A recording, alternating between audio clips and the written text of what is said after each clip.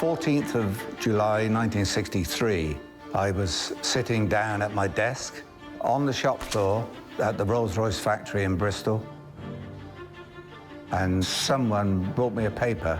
I think it was a Daily Mirror. And somebody said, "Hey, Dutt, is this any relation of yours?" Somebody, Dutton, was killed off an island in Singapore. And so I read it and I said, "I'm pretty sure that is my half-brother." I can't remember if the paper revealed how vicious the attack was, but a killing is a killing. Learning how he was killed, and not why, but at least how he was killed, was quite shocking.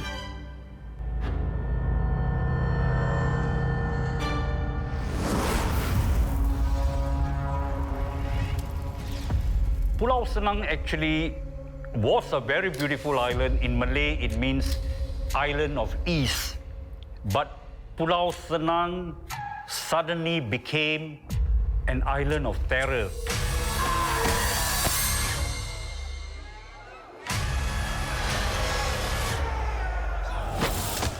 It is a terribly tragic chapter, that something with so much hope and optimism could become so violent and so deadly.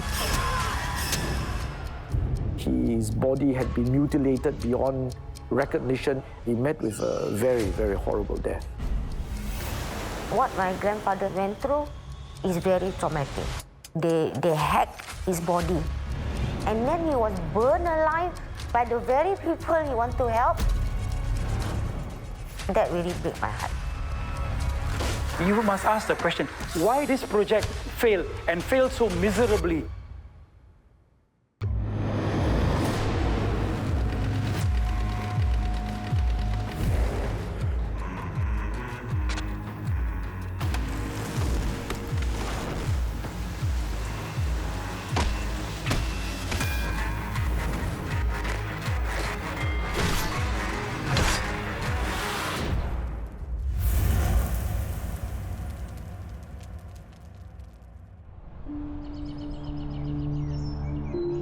You are charged at the instance of the State Advocate General as public prosecutor in the name of His Majesty, the Yang Di-Pertuan Agong.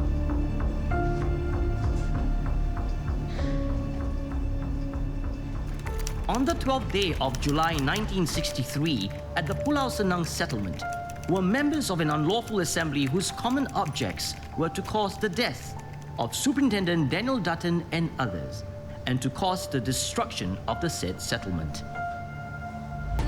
Never was there ever a trial where you put 59 persons in the dock for murder and rioting at one go. This was unprecedented in our legal history. I mean, yes, we've had trial of multiple persons, 5, 6 persons, but 59, that's huge. The trial was so huge that they had to build a special dock for these 59 accused.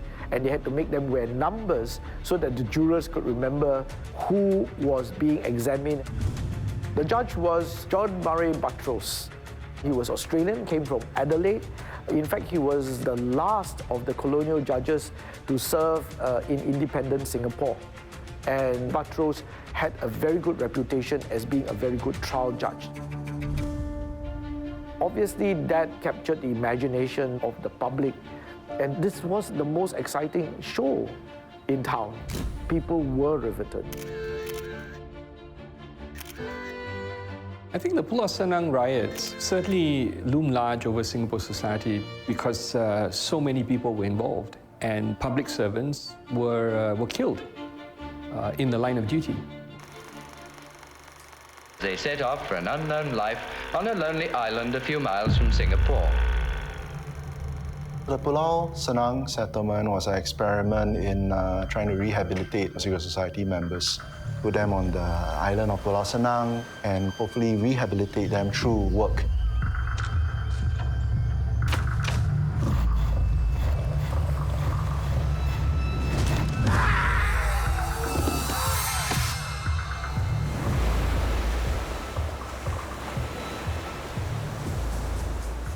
The detainees had worked out a hit list of those that they wanted to see punished, and this contained Dutton as the top of that list.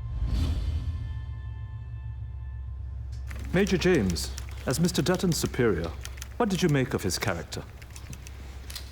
He was the kindest of men and a natural leader. If there was any good in a person, no man would get that out of him better than Mr. Dutton. Daniel's character, I would sum up. He was a man of substance. He was absolutely determined to fulfill the task that he was given. This showed clearly in his experience in the army, and it ran on into his life in the penal system. Mr. Janadaran, you were attached to Pulau Senang from its inception up until the 4th of June 1963? Yes, that's correct. I knew Mr. Dutton for 6 years. He was hardworking, resourceful, and a fair man.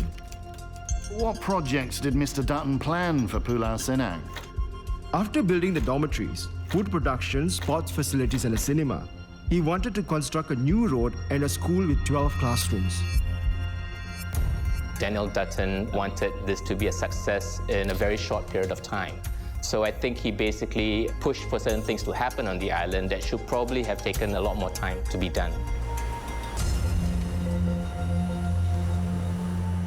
Dutton would wake them up and march them into the sea when the tide is low enough to pick up the big boulders and rocks and carry it to a certain place where there was a project going on. It could be a fish pond, it could be a garden, it could be just some decorative walls he was going to build. Dutton worked everybody late into the night, sometimes overnight, to deal with various construction works. He truly believed, maybe foolishly, that you could work the evil out of any person. You know, they say idle mind is the devil's workshop, right? So on Pulau Senang, they were actually put to work and their mind was taken from all these negative thoughts. Pulau Senang had reached the state when it had the best amenities of any prison that I've ever seen. But now I believed it was not necessary to have the men working such long hours.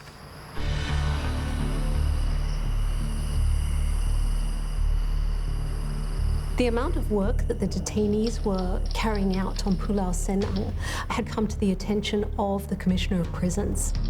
And Major James sent at least 2 directives to Dutton, in particular addressing issues of the working hours and that these should be scaled back. It appears that Dutton didn't pay attention to these because Dutton was very much driven by the idea that what he was doing was far more important than the regulations and the directives.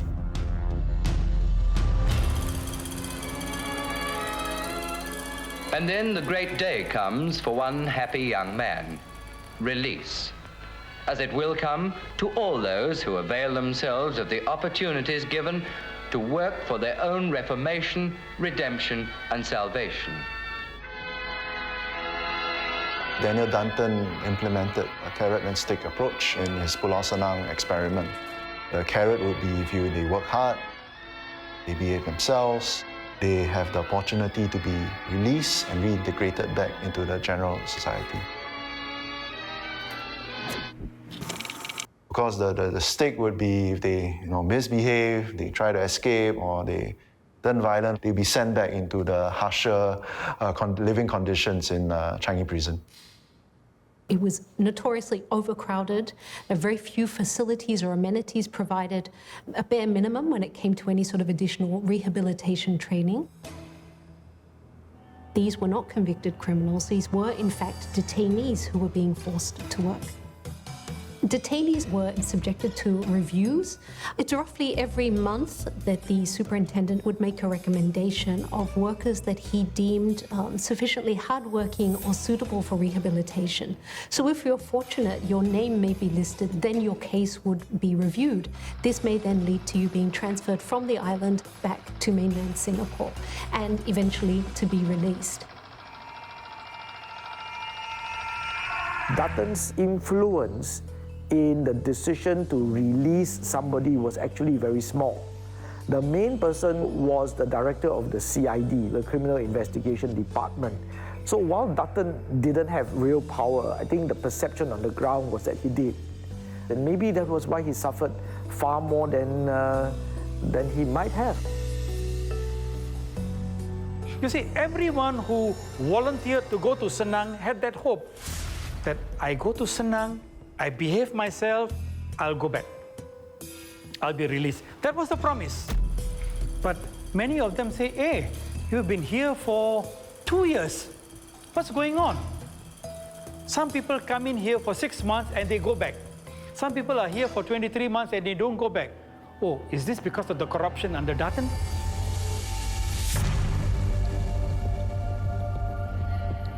Now, because so much power lay in the hands of these supervisors and prison officers, there was a lot of room for corruption. Dutton was a person who tolerated none of this. But of course, with 300 detainees to supervise, you cannot be everywhere. When I look at what happened there, I think the whole idea of getting former detainees to eventually become warders, I think that's a very honorable idea, but they were not trained. And the problem is that it might actually lead to conflict. That's not wise. You don't bring back a former criminal to become a guard tomorrow. That's just not on. I mean, they have got their own personal issues. In the past, this was done to me. Now I can do it to you. I mean, what more provocation can you get?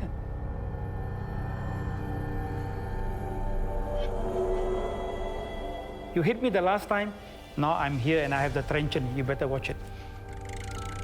While Pulau Senang was celebrated in many ways as being this success story, there are always rumours of abuse of power, that there was a dark side to this prison system. Chia Teck Wee, you were a long-standing rehabilitation officer on Pulau Senang. Did each of these warders have their own favorites? I don't know. 阿甲全部都共同他演战。这个人看表面是很好，可是杀死那些人都是很冤枉的了，把他们去关在安旁也是他弄的。后来每个人都说他野心真大了，恶霸了，毒霸了。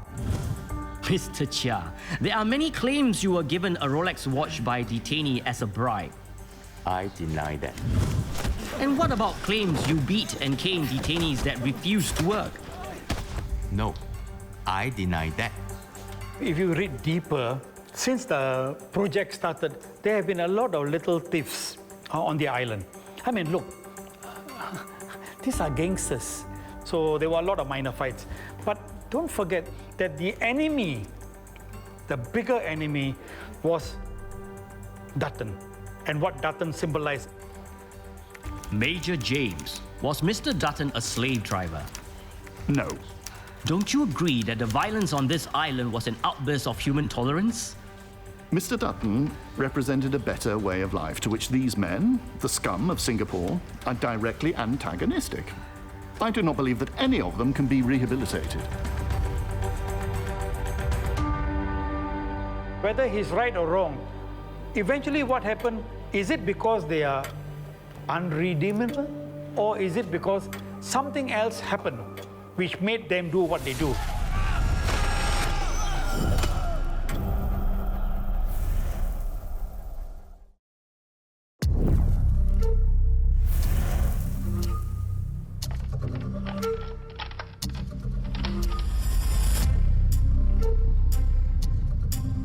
What kind of prisoners were kept on Pulau Senang?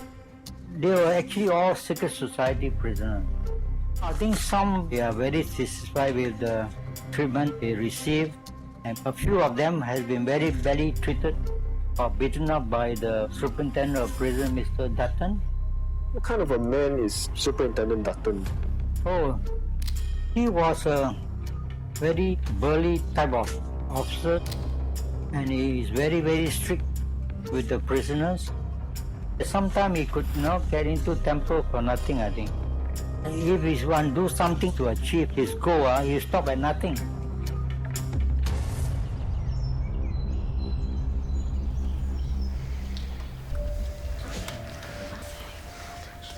Chui Hawk, did you assault a fellow detainee on Pulau Senang? Qua And what did Mr. Dutton do? 一知了真生气，一用棍口甲我拍。 He was something like a kingpin. He was quite well known amongst the prisoners for being brutal and sadistic. I've seen him beating up prisoners very mercilessly and to the point of sometimes even torturing them. I guess he wanted a reputation to be one of the most feared officers there. Because during that time, even the prisoners were very terrible, not like today.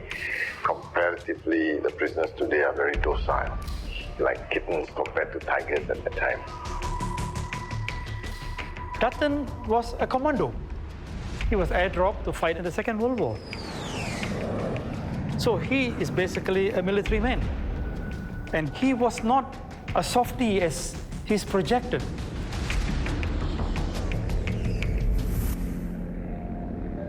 Don't forget, a secret society member, they are fighters. They are criminals. They have been nurtured in their late teens to early youth. This is where they picked up ideas of criminality, which to them is not criminality. It's the right thing to do. A lot of the young people that were attracted to secret societies aren't necessarily driven, by this sort of desire to have a criminal life. In the 1950s and 1960s, you have a booming population, but many young people had very low levels of education. There were very few opportunities. So this is why secret societies became an attractive alternative option, because they offered a sense of community and income. So it was appealing. A lot of crimes tended to be property crime, some form of bodily harm, and there are numerous gang fights. They would be running brothels. They may be involved in running what appears to be legitimate businesses like bars and dance halls. And of course, the main source of income for many of them was pure extortion, so-called protection money. The numbers were quite huge. There were 120 gangs in Singapore, by and large, and up to 20,000 gangsters in this country. And within it, there are roles given to them. Some people just go and collect money, but some of them do the fighting and killing. It is like a military structure. It's a very massive ecosystem, and it's not just criminality. It's another world there in prison. In fact, the resentment was festering for a long time. Dutton was an example of discipline to the prisoners, and you can't blame the other officers for following suit. It was the norm. He was not the only one that was brutal there, but I guess he was the ringleader. Mr. Chia, there was an incident on the island with 13 carpenter detainees. What do you know about it? It was the week before the riot. On that day, I met Mr. Dutton at the jetty around noon. He was inspecting the jetty and found it was unfinished. He demanded the carpenters return to finish their work, but they refused.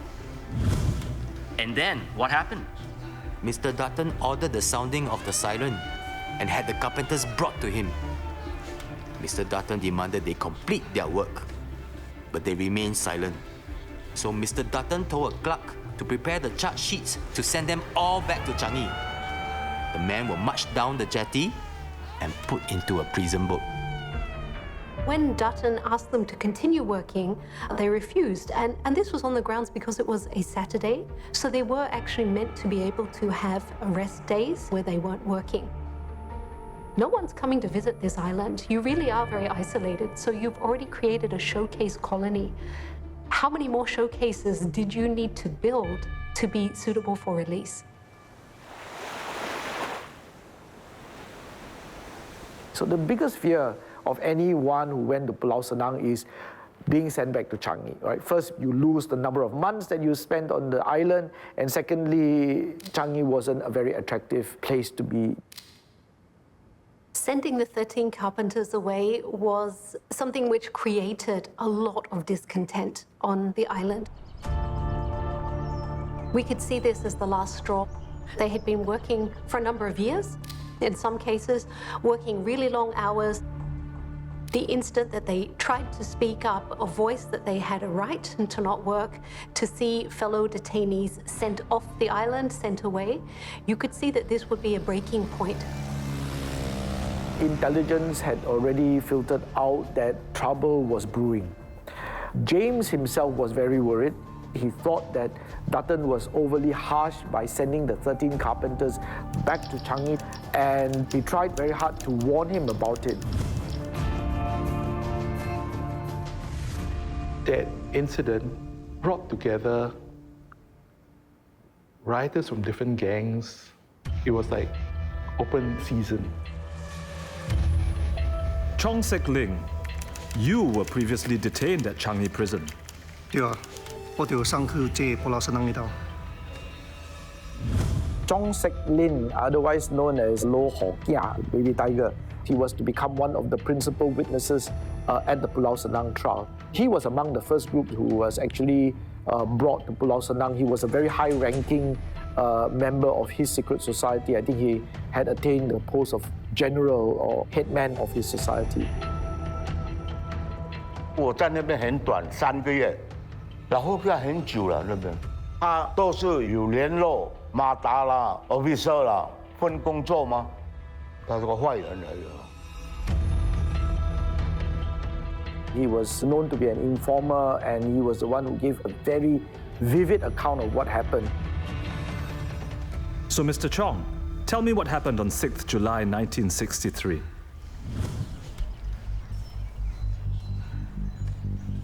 À, 未到同伊几啊日，咱等就送一批人登去江义。我觉得几个气氛淡薄袂安。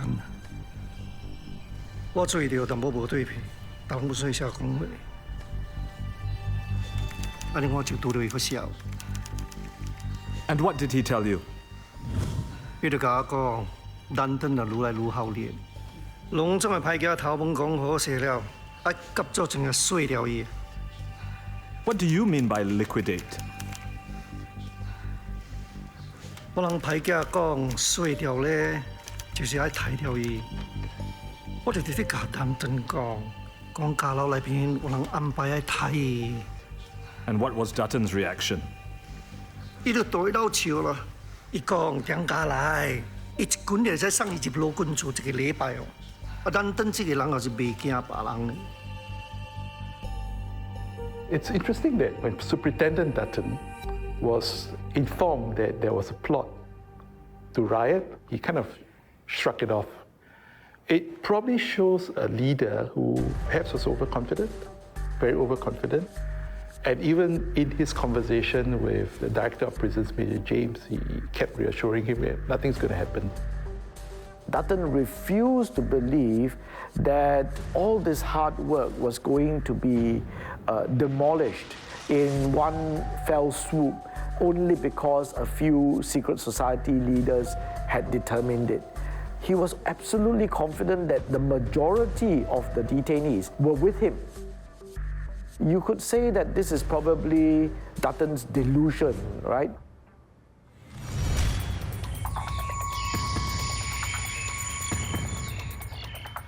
What happened was, after lunch, they ordered the strike. The moment the first gong went out, they went and picked up all the garden tools. Essentially, two major weapons were used: the chankles, the hoes, which are really a killer weapon, and the parangs, the machetes. And with that, they all went to their respective targets.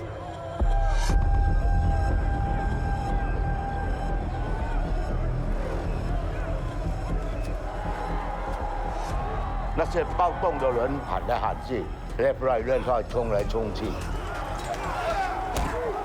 他们是从那个 dining room 打到 office 去了。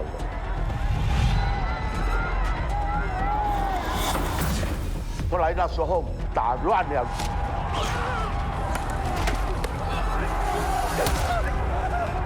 They gave the order to attack Superintendent Dutton and his fellow senior officers. So Dutton ran into his office where he hid himself, closed the door, But the guys came up to where he was hiding. So Liu Wun, during the riot, what did you see? 我是那夜来了大老火棍，看到一班人跳起石头咧找达顿。有两伙乱党走去大楼后面大声喊：达顿若是卖出来，咱就放火烧大楼。有一伙乱党捡一支水机的毛头，另外一口就捡一桶涂油。伊人就开始拿伊厝顶甲卡破一空，刷落来一口就甲涂油淋对的空内面落去，流对下骹的流房。伊点一支河牌，刷落来。 达顿就好好围起来了。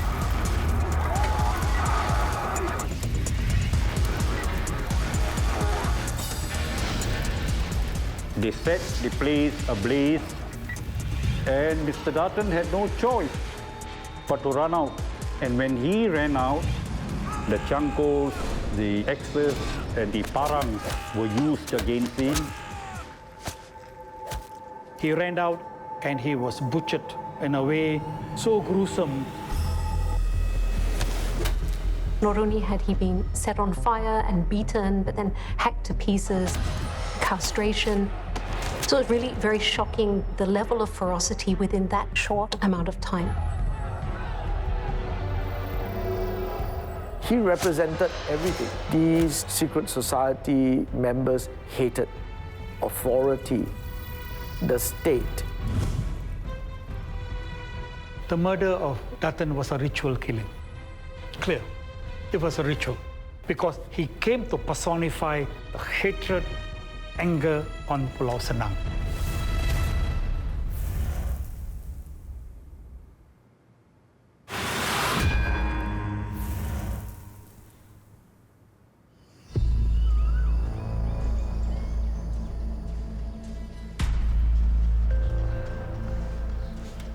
Tan Keng An, also known as Robert Black. Do you plead guilty or claim to be tried? I claim trial on all charges. Tan Keng An was my brother. I'm number 8, he's number 5 in the family. His nickname is Robert Black, and sometimes the people call him Ang Chua. Ang Chua in Chinese, they say the red snake. He was born in the year of snake.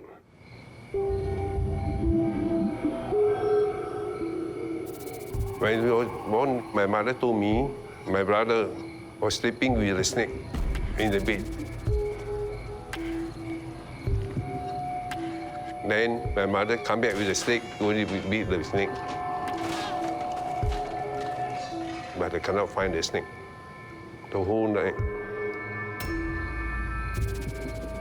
My mother told the neighbor, and the neighbor told my mother, said, your son will be good or bad. He said it was the spirit of the snake.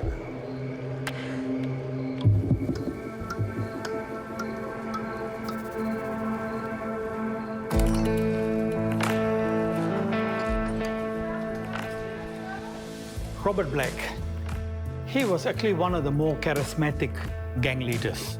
Young, handsome man, and yet known to be so brutal. If you walk down the street, you'll never imagine who he is. I think all his members speak very highly of him. He is not very vocal, but he is feared like nobody's business. When you talk about Robert Tan Keng An, he was a bit of an odd one. If you look at the profile of most of these secret society members, not a lot of them were English educated. Many of them had very little education or very elementary vernacular education. For one, he had English education. He spoke English. He was always known as Robert. I would say that he was unusual, and he would probably have a special standing because he could then traverse both worlds. So was Robert Black on good terms with Mr. Dutton? 因人较侪时阵做定，因人的感情真好，做定讲话，做定笑。 And did you think Robert Black was Mr. Dutton's informer? 伊伫咧做调查的时阵，定着甲Dutton做定。我唔知 Robert Black 是毋是偷囝，毋过Dutton敢若真输家。We know from the evidence adduced at trial that Robert somehow endeared himself to Dutton. I mean, he was considered a favorite of Dutton's to the extent that they suspected that he was an informant. Chong Sek Ling, were there any informers to your knowledge amongst the detainees? Oh, 真多的，拢总的家老，伊人知人是听，伊人打人看人袂爽。你看Robert安卓根本是一个小孩子来的，跟我比我小。他好像有一个好朋友叫做 BB 仔了，他比较斯文了，他喜欢打球。其他的人顽皮跟他讲开玩笑，很喜欢打球的白球什么。他还是个小孩子来的，哪里可以带头什么？他砍啊，这一刀一刀两刀两刀砍到。头什么烤断，没有这个事情了，我真的是没有这事情。他非常的英勇的。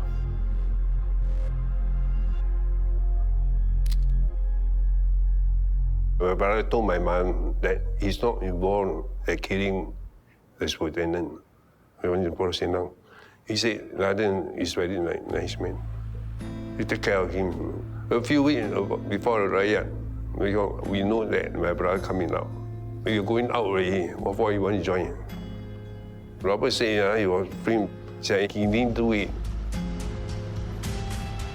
So, was he an informant? He claims that he wasn't. He also claimed that he was being framed by Chong Sek Ling. Accusing somebody of framing you is a very normal tactic. I mean, this is exactly what Robert Black Tan Keng An did. He accused Chong Sek Ling of actually framing him because he had stolen some poultry stuff from him. If he was about to be released very soon, my suspicion would be that he was probably an informant. He was probably somebody who Dutton liked and was going to give a good review. And I suppose when he felt maybe that his honor may have been under serious attack, or for fear that they would hack him to pieces, Robert Tan could have then turned on Dutton in a very savage way. Mr. Chong, were you present at the secret society meeting after the carpenters refused to work overtime?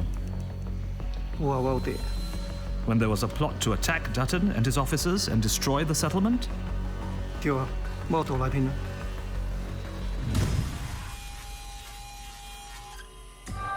拢总讲好了啊，这个是咱应该做的。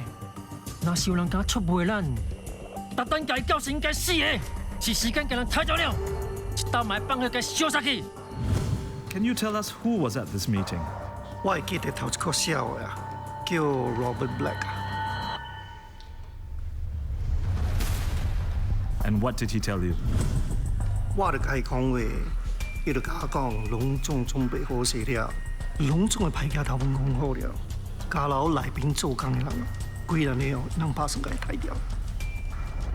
Robert Black 甲我讲，有人叫伊啊，睡了人灯。 Everybody being given the task of who is going to kill who is going to burn what, when the incident will take place. The fact that Robert was involved to plan the murder of Dutton to a man whom he was so close with. And Dutton never believed that this man is going to kill him. This was the man supposedly to have carried one of the parangs that killed Dutton.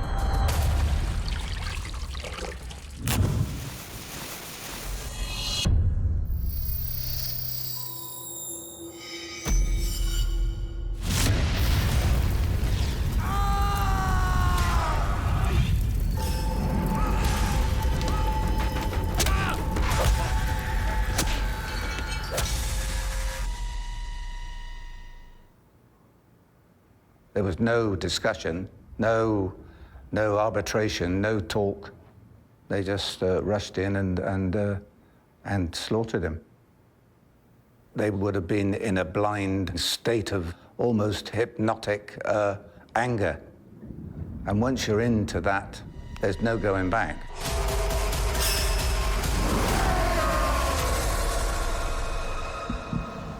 So after Dutton fell, What did you see? 我看到一个乱党摇 Robert Black 的手起来，伊的手摇别人刀，伊大声叫 Merdeka， 伊背头的乱党也是叫，伊唔是鬼 ，Robert Black 唔是鬼。What is the meaning of this word, devil? 鬼就是偷囝，就是讲 Robert Black 唔是偷囝，讲伊是哪会家己人。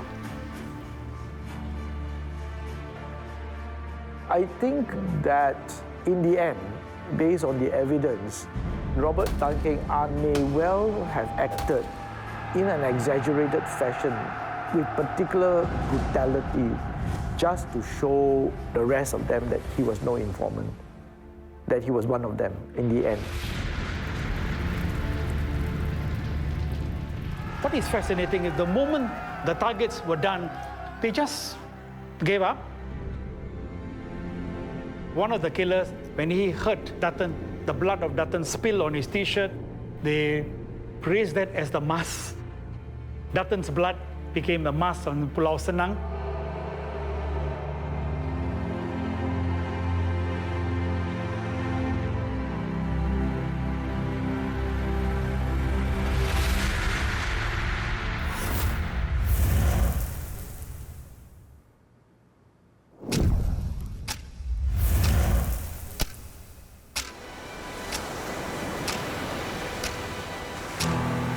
I can never forget Superintendent Dutton's name, as no matter what, he was a disciplinarian or whatever, this should not have happened to him. Danny tried his best. He died in the job that he loved. And he died believing that he can change people.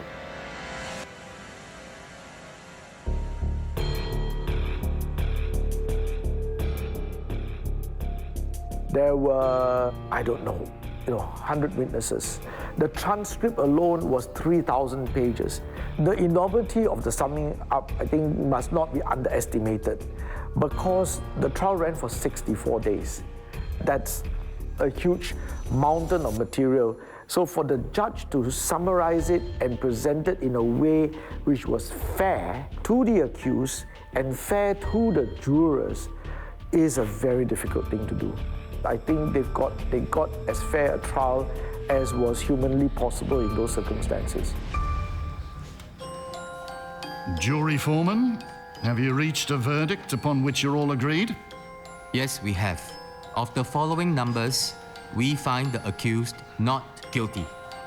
Accused number 28, accused number 35, accused number 21.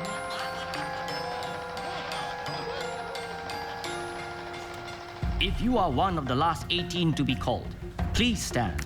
Accused number 1, accused number 2, accused number 3. You have been found guilty of armed rioting and murder. These murders were committed in circumstances of such utter brutality, ruthlessness, and savagery as defies description. The time has now come for you to pay the penalty for your dreadful acts. And punishment for this verdict is death. If you were guilty of murder, the death penalty is mandatory. Judges have no discretion as far as that's concerned. I think the verdict was quite shocking that so many were sentenced to hang. It seems an extremely punitive measure to take, but it was seen as sending a signal that the government wouldn't tolerate this type of violence. I would say a very tragic chapter if we think about the way that these detainees were ultimately treated as well. 那时候我在医院，是那个拿饭的阿伯，他说你的全部的朋友会掉了，判死刑了18个，我就觉得很难过，没有办法联络他了。听说他们去关在监狱。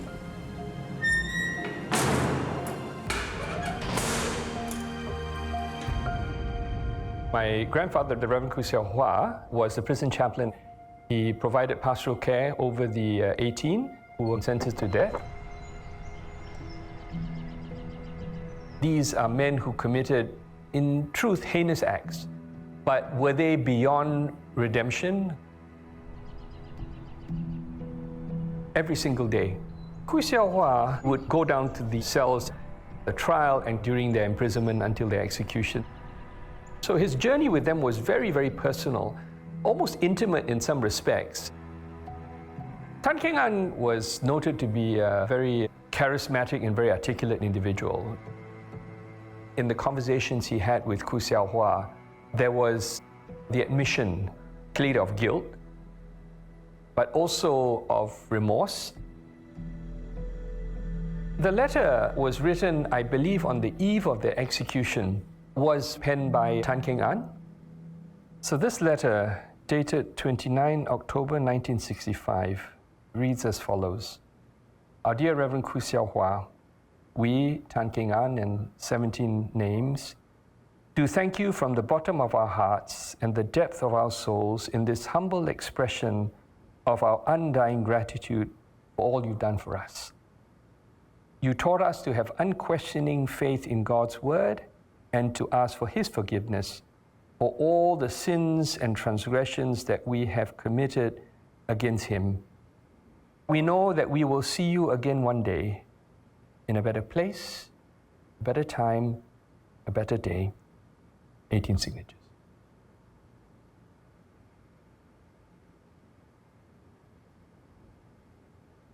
It's very moving because it gives hope that there can still be change for these men, the change in the heart. And even though they will not be able to demonstrate that change in life, that change, I think, is inspiring and moving. I talked to my mother that she's very sorry to my mother. Cannot take care of her. Last time I was very faithful, always fight. And he knew in the prison, he asked me to give up, to know like me. He said, to take care of mother. After that, we will go back there. My mother was very, very sad.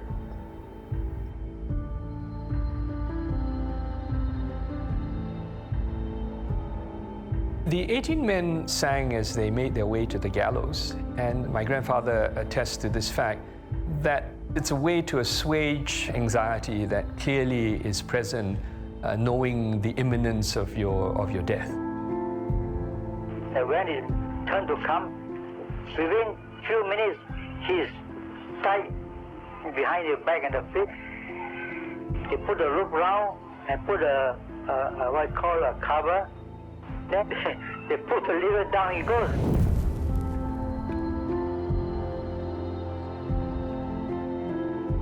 But he stayed there for a few minutes before he's taken out.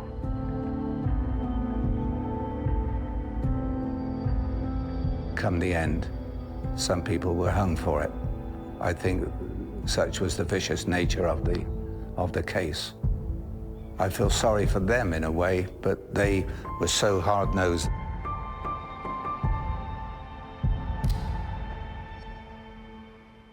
There were a lot of people outside the Changi prison. All the kampong folks were all lining up outside.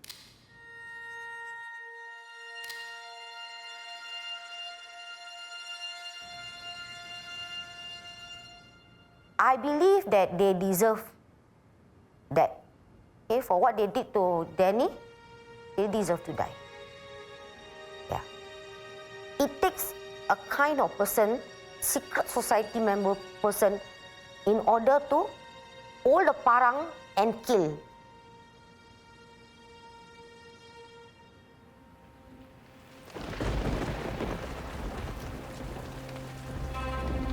When we bring back home, I saw his body.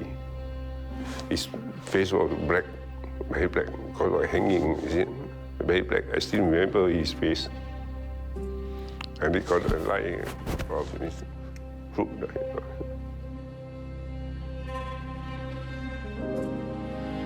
A lot of people come and visit, bring respect to my brother. Because a lot of people want to carry, his friends all want to carry. And my brother said, no, we carry ourselves. I have 18 brothers and sisters. You carry from quite long distance. Every night, people around gathering and see.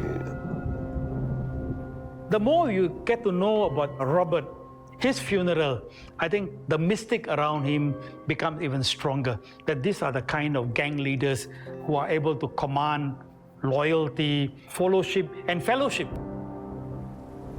A lot of people told my mother that Robert is a good person. I don't think he will do this. My mother blamed herself because he applied for my brothers to go to Pulau Senang. So he killed his own son.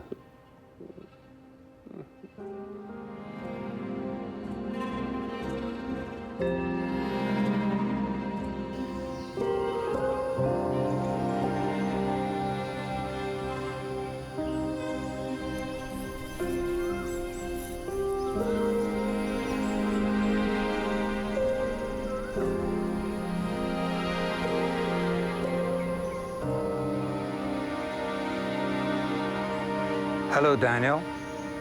This is your brother, Michael, come to visit you after 70 years. Sorry it's taken so long. You took the task on, you fulfilled it, you made it work your way, you proved that redemption was possible through hard work. But you were dealing with some very hard-nosed people who, in the end, decided that your death was the only way to eradicate this. You still came out to me as the winner because you proved that the system would work. Take care, mate. You did very well. Sleep tight, brother.